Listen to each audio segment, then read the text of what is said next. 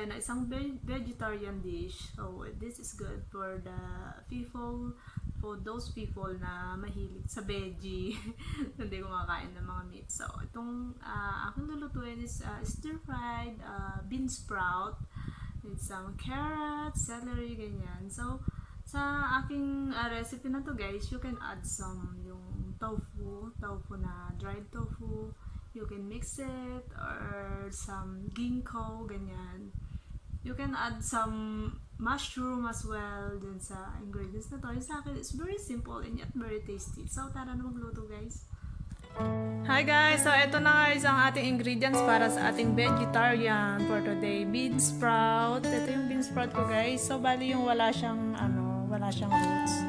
So, ganyan. Bali, wash lang natin tapos soak natin para make sure na malinis siya guys. So, meron tayo ditong Chinese celery. Kung wala kayong makitang ganito guys, you can just use the regular celery, yung malalaki. So, meron tayong carrots, garlic, spring onion, and ginger. Okay guys, so start ko na muna ang i-prepare yung ingredients and then magluluto na tayo. Guys, so ayan, na-prepare na natin ang ating mga ingredients. So, bali, cut nyo lang siya in strip. Yan, yung ating celery, carrot, garlic, ginger, spring onion. So, bali ito guys, i-blanch lang natin sandali. I-pre-cook na natin siya guys kasi pag steak lang ito guys, madudurog. So, kailangan i-blanch nyo lang siya ng konti para crunchy siya namin.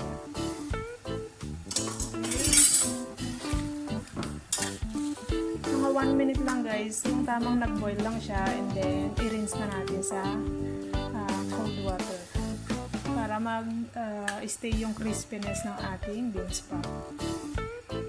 Okay guys, so hanguin na natin ang ating beansprout. Okay na yan guys, ganyan lang. Lagay lang natin sa cold water. Yung water ko guys, nilagyan ko ng konting ice yan para maging crispy ang inyong beansprout. Okay. So, yan. After natin mga soak, just a few minutes, mga 2 minutes lang, then i-drain na natin.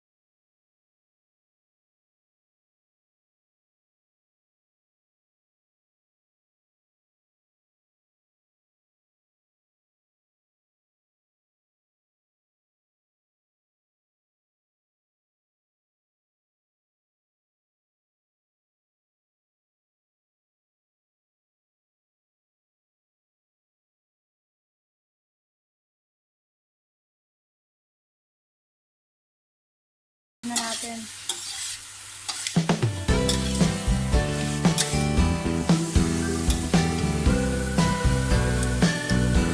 So, ayun na guys. Ready to serve na ang ating stir fry. Napakasarap na guys. So, sana nga i-try mo din. So, that's it guys. Meron na kayong isang vegetable dish na ihahain niyo sa inyong mga boss na siguradong magugustuhan na simple and yet very healthy. Thank you guys sa panonood and see you guys next time!